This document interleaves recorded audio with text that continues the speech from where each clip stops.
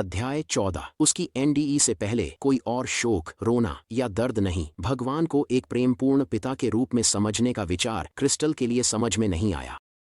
जब यौन शोषण शुरू हुआ तो उसने 3 साल की उम्र में उसकी रक्षा क्यों नहीं की? अगर उसने प्यार किया तो अन्य पुरुषों को शोषण क्यों होने दिया?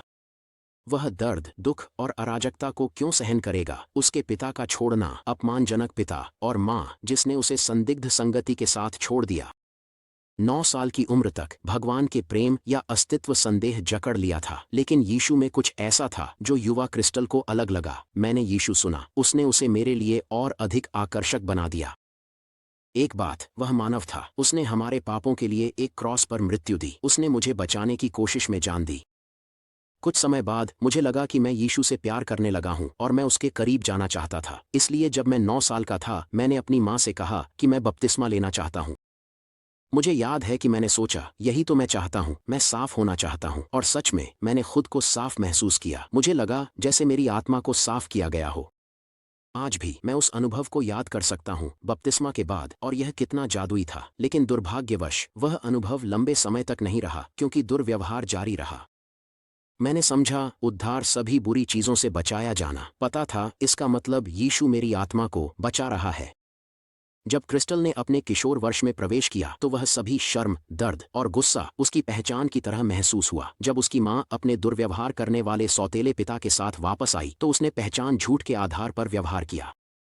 अगर मेरी माँ को मेरे बारे में इतना परवाह नहीं थी कि वह एक हिंसक पूर्व पति को मुझ पर चुने, तो निश्चित रूप से मैं भी अपने बारे में परवाह नहीं करने वाली थी। आत्मघृणा की भावना मेरी आत्मा में समा रही थी। वह मुझे पूरी तरह से घेर रही थी। मैंने उन सभी बुरी चीजों के लिए खुद को दोषी ठहराया जो हुई थीं। मैंने विश्वास करना शुरू किया कि मैं बेकार हूं, और मैंने तय किया कि अगर मैं किसी चीज के लायक नहीं हूं तो मैं उसी तरह व्यवहार करने वाली हूं। 16 साल की उम्र में उसने 22 साल के एक आदमी के साथ संबंध बनाया और पार्टी करना शुरू किया। वह और उसकी माँ लगातार लड़ती रहीं। अंततः उसकी माँ ने उसे घर से निकाल दिया। क्रिस्टल महीनों तक अपनी कार में रही और फिर उसके पिता ने उसे बचाया। उस साल बाद में उसने आत्महत्या करने की कोशिश की, लेकिन वह असफल रही। वह 17 साल की उम्र में गर्भवती हुई। उसने बच्चे को जन्म दिया। 2 साल बाद वह फिर से गर्भवती हुई और इस बार उसने गर्भपात कराया। उसे माफ नहीं किया जा सकता। शादीशुदा पुरुषों से संबंध बनाए और विवाह तोड़े। एक ऐसे आदमी से शादी की जिसका अतीत उससे भी बुरा था। उनके 2 बच्चे थे, लेकिन फिर उसकी शराब और नशे की लत से दुर्व्यवहार हुआ तो उन्होंने तलाक ले लिया। कई सालों बाद एक लड़का जिसे क्रिस्टल डेट कर रही थी, उसने उसके 6 साल के बेटे जेपी को अपनी मोटरसाइकिल पर सवारी कराने के लिए बुलाया। क्रिस्टल ने मना कर दिया, लेकिन जब वह अंदर जाकर दूसरे बच्चे की जांच करने गई तो उसने जेपी को सवारी पर ले लिया। उसने एक ट्रक से टकरा गया और लगभग उसके बेटे को मार डाला। जेपी मोटरसाइकिल से फेंके जाने और ट्रक के पहिए के गड्ढे में फंसने से बच गया, लेकिन उसे मस्तिष्क के तने में चोट लगी, जिसके लिए 4 महीने की इनपेशेंट थेरेपी की आवश्यकता थी। जैसे कि यह काफी नहीं था, 33 साल की उम्र में क्रिस्टल अग्नाशय शोथ के लिए अस्पताल गई। जटिलताओं के कारण वह 9 मिनट के लिए मर गई और स्वर्ग में पहुंच गई। मैं तुरंत अपने सामने और बाईं ओर 2 प्राणियों के बारे में जान गया और मुझे तुरंत पता चल गया कि वे कौन थे। वे देवदूत थे, लेकिन वे सिर्फ कोई देवदूत नहीं थे, वे मेरे देवदूत थे। मैंने उन्हें तुरंत पहचान लिया। उनसे इतनी रोशनी आ रही थी कि मैं उनके किसी भी विशेषता को नहीं देख सका। लेकिन वे निराकार धब्बे नहीं थे। उनका निश्चित रूप था जो लगभग मानव शरीर के समान लंबा और पतला था। दाईं ओर का प्राणी बाईं ओर के प्राणी से थोड़ा बड़ा लग रहा था। मेरे देवदूतों के लिए एक महान, व्यापक प्रेम ने मुझे ओवरवेल्म कर दिया। ऐसा लगा जैसे वे मेरे सबसे अच्छे दोस्त थे, जैसे वे हर आंसू के लिए मेरे साथ थे जो मैंने कभी भी बहाए, हर निर्णय के लिए जो मैंने कभी लिया, हर दिन जब मैं अकेला महसूस करता था। मैंने समझा कि वे वहां क्यों थे, मेरी आगमन पर मेरा स्वागत करने और मुझे घर वापस लाने के लिए। हम जो कुछ भी थे, जो कुछ भी महत्वपूर्ण था, वह मेरे देवदूतों और मेरे बीच स्वतंत्रता से बह रहा था। रहस्यों, शर्म, गलतफहमी या किसी भी नकारात्मकता के लिए कोई जगह नहीं थी। बस यह अद्भुत, सुंदर, पोषण करने वाली जानने की भावना थी। मैं अपने दाईं ओर एक प्राणी के बारे में भी जानता था और तुरंत मुझे पता चला कि यह कौन था। जो मुझे ओवरवेल्म कर गया वह इस प्राणी की प्रशंसा और पूजा करने की अंतहीन इच्छा थी, क्योंकि मुझे तुरंत पता चला कि मैं भगवान की उपस्थिति में था।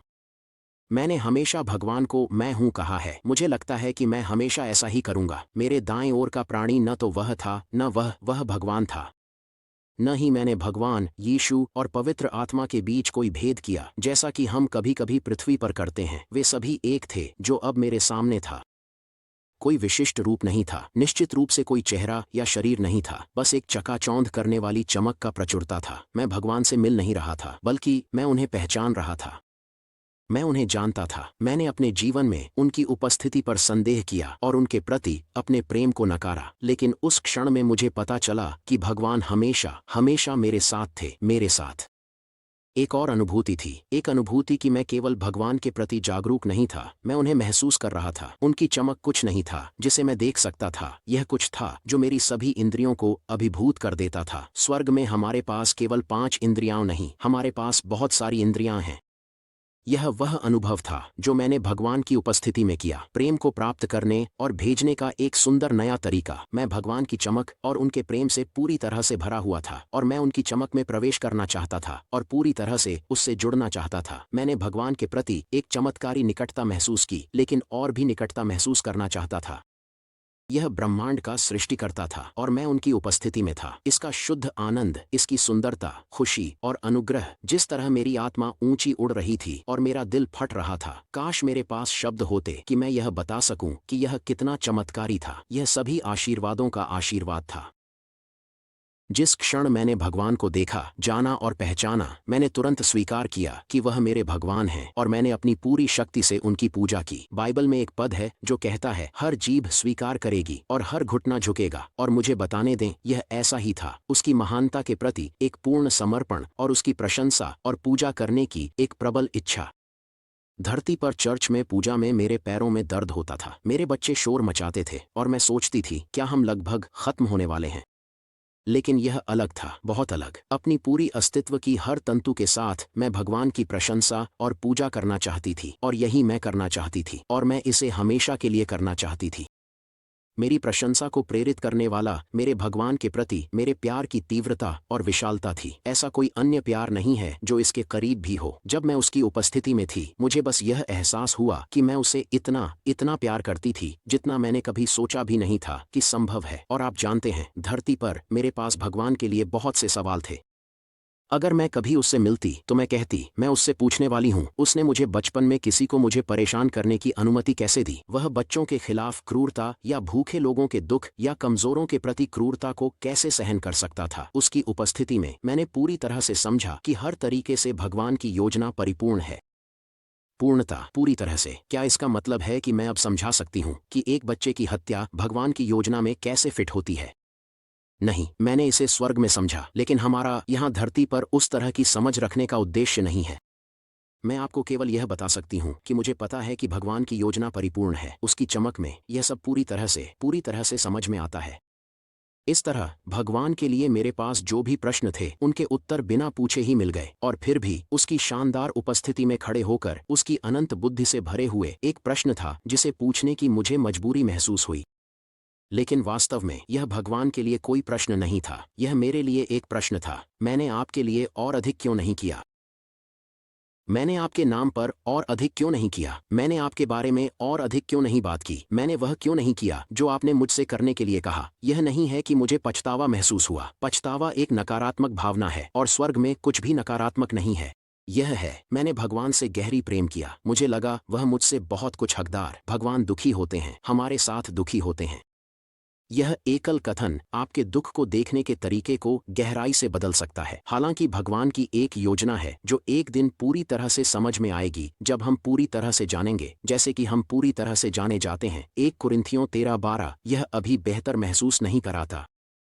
फिर भी भगवान इस निर्दयी बुरे संसार में जब हमें दर्द से चुभता है तो उदासीन नहीं होते। डेविड ने कहा, आप मेरी सभी दुखों का ध्यान रखते हैं। आपने अपनी बोतल में मेरे सभी आंसू इकट्ठा कर लिए हैं। आपने प्रत्येक को अपनी पुस्तक में दर्ज किया है। भजन 6:8 NLT। भगवान रिकॉर्ड रखते हैं क्योंकि हमारे सभी नुकसान और दुख एक दिन स्वर्ग में बहाल किए जाएंगे। अय्यूब ने भयानक दुख सहा, सब कुछ खो दिया, उसके सभी 10 बच्चे मारे गए। उसके पास भगवान से पूछने के लिए प्रश्न थे, लेकिन जब उसने भगवान को देखा तो उसके पास कोई प्रश्न नहीं थे। क्रिस्टल भगवान दर्शन सब कुछ उत्तर देता है, लेकिन भगवान ने कहा, अय्यूब द्वारा खोई गई सभी चीजों को 2 गुना बहाल करेंगे। जैसा कि स्टीव स्ट्रूप ने बताया, अय्यूब को 2 गुना भेड़, मवेशी और संपत्ति मिली, लेकिन उसके पास केवल 10 और बच्चे थे। हालांकि स्वर्ग में उसके पास 20 होंगे। जब स्वर्ग आपका गंतव्य होता है तो कुछ भी खोता नहीं है। दूसरा, जब हम दुख सहते हैं तो भगवान हमारे साथ दुख सहते हैं। उनके सभी दुखों में उन्होंने भी दुख सहा और उन्होंने व्यक्तिगत रूप से उन्हें बचाया। अपनी प्रेम और दया में उन्होंने उन्हें छुड़ाया। यशायाह 63:9 NLT। पॉल ईसाइयों का उत्पीड़न कर रहा था, फिर भी यीशु ने उससे पूछा, तुम मुझे क्यों सताते हो? यीशु हमारी पीड़ा को महसूस करते हैं। वह हमें बताते हैं कि अंतिम दिन भगवान कहेंगे, मैं भूखा था और तुमने मुझे खाना दिया, मैं प्यासा था और तुमने मुझे पानी दिया, मैं एक अजनबी था और तुमने मुझे अपने घर में आमंत्रित किया। कब? वे पूछेंगे, जब तुमने इन छोटे भाइयों और बहनों में से किसी एक के लिए ऐसा किया तो तुमने मेरे लिए किया। मत्ती 25:35 और 40 NLT। एनफाती। भगवान हमारे दुख में बहुत व्यक्तिगत तरीके से प्रवेश करते हैं, और हालांकि वह इसे एक समय के लिए अनुमति देते हैं, वह ऐसा एक उद्देश्य के लिए करते हैं। मैं उस भयानक ऊंची आवाज की चीख को कभी नहीं भूलूंगा। मैं सोफे पर बैठा था जब मैंने अपनी आंखों के कोने से देखा। मेरी 5 साल की बेटी मेरी पत्नी के कंधों पर एक दरवाजे से गुजर रही थी। उसने फ्रेम को पकड़ा और सिर के बल टाइल पर गिर गई। उसे दर्द में सुनना बहुत भयानक था जब मैं दौड़ा और उसे पकड़ा। अस्पताल में उन्हें उसके नसों में रंग का इंजेक्शन लगाना पड़ा ताकि CT स्कैन किया जा सके। इससे उसे दर्द हुआ और मुझे उसके साथ दर्द हुआ। लेकिन मैं नहीं भूलूंगा, उन्होंने कहा, उन्हें उसे फिर से इंजेक्शन देना होगा। डॉक्टर डरते थे, वह खोपड़ी के नीचे खून बहा सकती है और अगर दबाव बढ़ा तो यह हमारी छोटी लड़की को मार सकता है। मेरी बेटी ने लड़ाई की और चिल्लाई कि वे उसे फिर से सुई से न चोट पहुंचाए ताकि रंग का इंजेक्शन लगाया जा सके। डॉक्टर ने मेरी ओर देखा और कहा, पापा तुम्हें उसे रोकना होगा। जब मैंने उसे रोका, एशले ने मेरी आंखों में देखा, रोते हुए और विनती करते हुए, डैडी उन्हें मुझे चोट न पहुंचाने दो।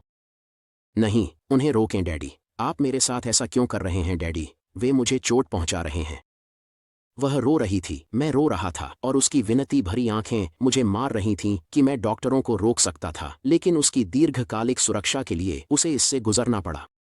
अगर मैंने इस अस्थायी पीड़ा की अनुमति नहीं दी तो इसका मतलब कुछ बहुत बुरा हो सकता था, लेकिन मैं भी दुखी हुआ। इसी तरह भगवान हमारे साथ दुखी होते हैं। वह जानता है कि आवश्यक है क्योंकि वह खतरों जानता है, लेकिन इसका मतलब यह नहीं है कि यह उनके लिए आसान है। वह इसे तभी अनुमति दे सकता है जब वह जानता हो और उस दिन की खुशी का अनुभव करता हो जब वह इसे हमेशा के लिए हटा देगा। और मैंने सिंहासन से एक तेज आवाज सुनी कहती हुई, देखो भगवान का निवास अब लोगों के बीच है और वह उनके साथ निवास करेगा। वे उसके लोग होंगे और भगवान स्वयं उनके साथ होगा और उनका भगवान होगा। वह उनकी आंखों से हर आंसू को पोंछ देगा। अब न तो मृत्यु होगी, न शोक, न रोना, न दर्द, क्योंकि पुरानी व्यवस्था समाप्त हो गई है। जो सिंहासन पर बैठा था उसने कहा, मैं सब कुछ नया बना रहा हूं। प्रकाशित वाक्य 21:3-5। भगवान हमारे दुख में प्रवेश करते हैं ताकि हमें इसके माध्यम से दूसरी ओर ले जा सकें। फर्श पर एक्शन फिगर्स के साथ खेलते हुए कोल्टन बर्पो ने अपने पिता को एक प्लास्टिक घोड़ा दिखाया। उसने अपने पिता से पूछा कि क्या वह जानता है कि यीशु के पास एक घोड़ा था। टॉड द्वारा पूछे गए कुछ सवालों का जवाब देने के बाद कोल्टन ने एक जिज्ञासु टिप्पणी की, यीशु के पास मार्कर्स हैं। टॉड ने पूछा कि क्या मार्कर्स से वह उस प्रकार के मार्कर्स का मतलब है जिनसे कोल्टन ने रंग भरा। कोल्टन ने कहा, हाँ, जैसे रंग। उसके पास रंग थे। जब पूछा गया कि कौन सा रंग, उसने जवाब दिया, लाल, डैडी। यीशु के पास लाल मार्कर्स हैं। टॉड अचानक समझ गया कि कोल्टन क्या कहना चाह रहा था, जिससे वह भावनाओं से अभिभूत हो गया। उसने कोल्टन से पूछा कि यीशु के मार्कर्स कहाँ हैं। कोल्टन खड़ा हुआ, दोनों हाथों की ओर इशारा किया, फिर अपने पैरों के शीर्ष की ओर। यही है जहां यीशु के मार्कर्स हैं डैडी। तीसरा, यीशु भगवान के दुखी सेवक के रूप में आए। यशायाह 33। बुराई, दर्द, दुख और मृत्यु को एक इच्छा शक्ति वाले व्यक्ति के माध्यम से पार करने के लिए और उसके पास इसे साबित करने के लिए अभी भी मार्कर्स हैं। जब यीशु के शिष्यों ने पुनरुत्थान के बाद उसे देखा तो थॉमस उपस्थित नहीं था। संदेह से भरे थॉमस ने कहा, मैं विश्वास नहीं करूंगा जब तक मैं अपने हाथों को कील के छिद्रों में नहीं डालता। अगले हफ्ते यीशु प्रकट हुए और उन्होंने थॉमस से कहा, अपना अंगूठा यहाँ रखो, मेरे हाथ देखो, अपना हाथ बढ़ाओ और इसे मेरी तरफ डालो। संदेह करना बंद करो और विश्वास करो। थॉमस ने उनसे कहा, मेरे भगवान और मेरे ईश्वर। फिर यीशु ने उसे बताया, क्योंकि तुमने मुझे देखा तुमने विश्वास किया। धन्य हैं वे जिन्होंने नहीं देखा और फिर भी विश्वास किया। यूहन्ना 20:27-29। यीशु के मार्कर्स हमेशा याद दिलाते हैं कि उन्होंने हमें इतना प्यार किया कि हमारे दुख में प्रवेश किया और उसे छुड़ाया। जब गैरी अपने एनडीई के दौरान यीशु के सामने खड़ा था, उसने देखा कि कीलें उसके हाथों में कहाँ ठोकी गई थीं, न कि हथेलियों में जैसे कुछ चित्रों में दर्शाया गया है, बल्कि उसके कलाई में। शायद हथेली और कलाई मिलकर वजन सहन करने के लिए है। मानवता की क्रूरता को समझना कठिन है, और यीशु कैसे कहते हुए अपनी मांस और तंतुओं के माध्यम से कीलें ठोकीं, पिता उन्हें क्षमा कर दो क्योंकि वे नहीं जानते कि वे क्या कर रहे हैं। लूका 23:34। रिचर्ड, एक यहूदी व्यक्ति जो यीशु में विश्वास करता था, एक ऑटो दुर्घटना में मरा और उसने दावा किया कि उसने कील के छिद्रों से प्रकाश निकलते हुए देखा। यीशु ने अपने हाथ मेरे सामने बढ़ाए और मैंने कील के निशान देखे, घाव खुले थे, एक सुंदर प्रकाश से चमकते हुए। 5 डेविड ने देखा कि यीशु क्या सहन करेगा। मेसिया की क्रूस पर चढ़ाने की दृष्टि का वर्णन 1000 साल पहले, जब क्रूस पर चढ़ाने का आविष्कार भी नहीं हुआ था। मेरे सभी हड्डियां अस्थिर हैं, मेरा दिल मोम में बदल गया है, यह मेरे भीतर पिघल गया है। तुम मुझे मृत्यु की धूल में बिछा देते हो, कुत्ते मुझे घेर लेते हैं, दुष्टों का एक झुंड मुझे चारों ओर से घेरता है, वे मेरे हाथों और पैरों को छेदते हैं। पृथ्वी के सभी कोने याद करेंगे और प्रभु की ओर मुड़ेंगे, और राष्ट्रों के सभी परिवार उसके सामने झुकेंगे। भजन 22:14 से 16:27। तिरछा मेरा। यही तरीका है जिससे भगवान राष्ट्रों को आशीर्वाद देंगे। उन्होंने अब्राहम से वादा किया था, वह दुख सहने वाले सेवक बनेंगे जो जूडो मास्टर की तरह बुराई के कठिन घूंसे लेकर भले में बदलते हैं।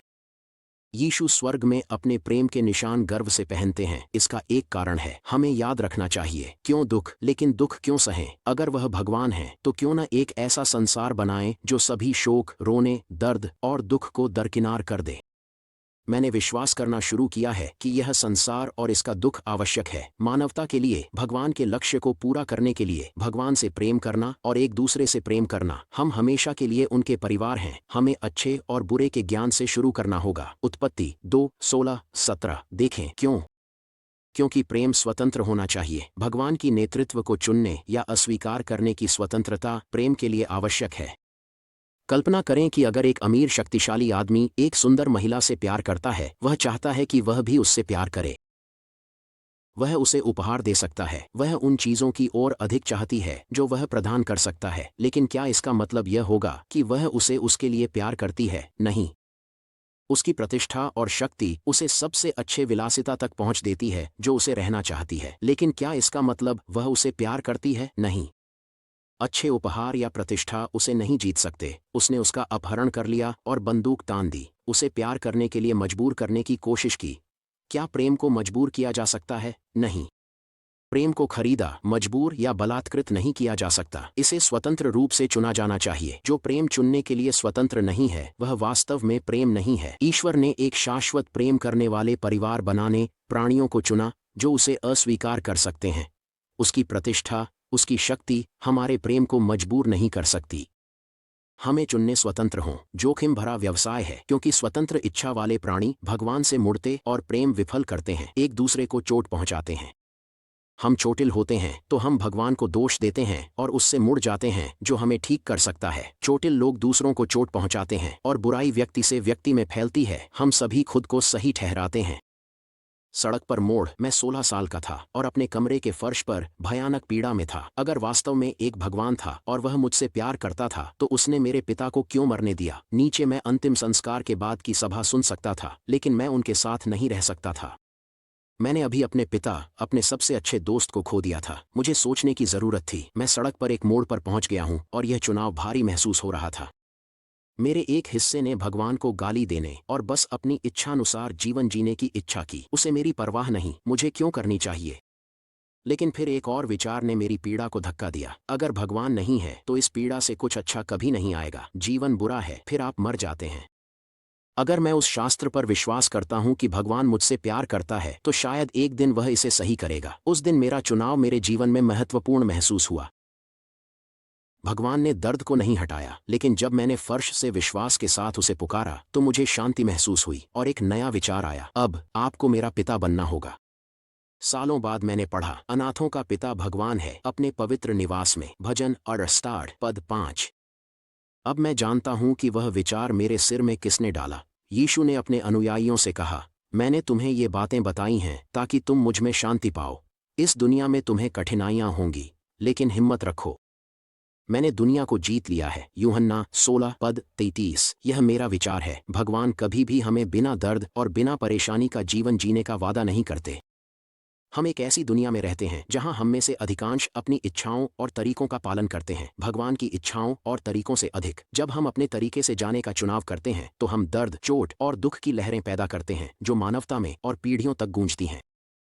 काफी मानव दुख मानव जाति के अपने चुनावों के कारण होता है। हम उसके माध्यम से बुराई पर काबू पा सकते हैं। वह वादा करता है कि अंत में हमारे दुखों से कुछ अच्छा निकलेगा। अपने एनडीई के दौरान अलेक्जेंडर ने महसूस किया कि वह दुख और बुराई के अस्तित्व को समझते हैं। बुराई जरूरी थी क्योंकि इसके बिना स्वतंत्र इच्छा असंभव थी, और स्वतंत्र इच्छा के बिना न तो विकास हो सकता था, आगे बढ़ने की संभावना, हमारे वह बनने का मौका जो भगवान ने चाहा।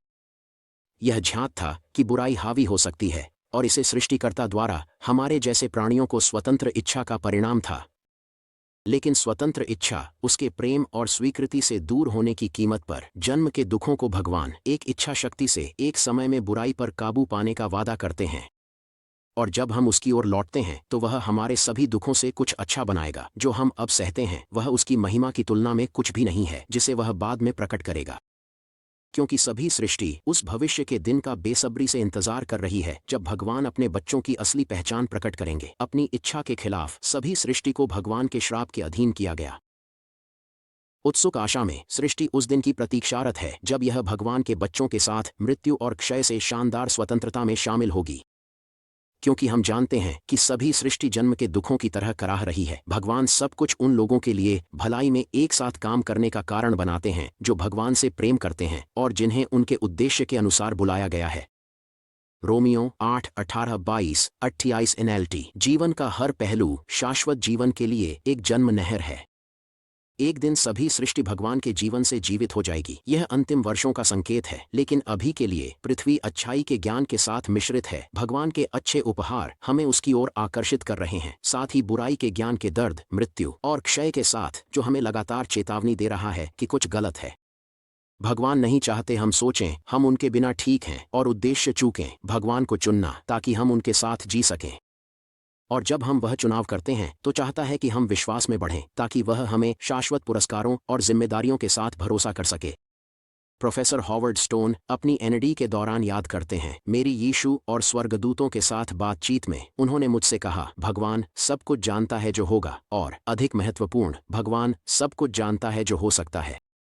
एक पल से दूसरे पल तक भगवान हर घटना के हर संभावित चर और प्रत्येक परिणाम के बारे में जागरूक हैं। भगवान हर घटना के परिणाम को नियंत्रित या निर्धारित नहीं करते जो भगवान की सृष्टि का उल्लंघन होगा। हर जीवित प्राणी की अपनी इच्छा होती है जिसे व्यक्त किया जाना चाहिए। परिणाम हमेशा भगवान के अंतिम उद्देश्य की सेवा करेगा, चाहे यह हमें कितना भी लंबा या असंभव क्यों न लगे। इसलिए यीशु ने हमें प्रार्थना करना सिखाया, तेरी इच्छा पूरी हो पिता, पृथ्वी पर जैसे स्वर्ग में है। मत्ती 6:10। भगवान की व्यक्तिगत इच्छा हमेशा पृथ्वी पर नहीं होती, वरना वह हमें प्रार्थना नहीं करने देता। लेकिन भगवान की अंतिम इच्छा पूरी की जा सकती है, चाहे हम उसकी व्यक्तिगत इच्छा चुनें या नहीं। लेकिन भगवान छिपा क्यों रहता है? अगर हम भगवान को देखें तो हम भगवान को बेहतर तरीके से चुन सकेंगे। लेकिन भगवान को देखना भी हमारी विश्वास में चलने की आवश्यकता को समाप्त नहीं करता। कैप्टन ब्लैक उलझन में थे, इस पर विचार करते हैं। मैंने स्पष्ट रूप से स्वर्ग को देखा था, बदल गया था। मैं बार बार उस व्यक्ति बनने में क्यों असफल रहा जिसे मैं वास्तव में बनना चाहता था? मैंने जो देखा, सुना और सीखा उसका प्रतिबिंब बनने में मैं अक्सर क्यों असफल रहा?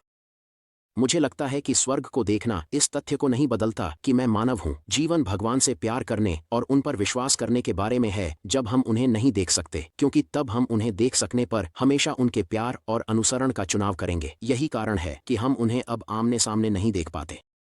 लेकिन क्यों न बस ऐसे स्वतंत्र इच्छा शक्ति वाले प्राणियों को बनाएं जो उन्हें देखें। उन्होंने किया। उनकी कहानी को समझना हमारी कहानी को समझने में मदद करता है।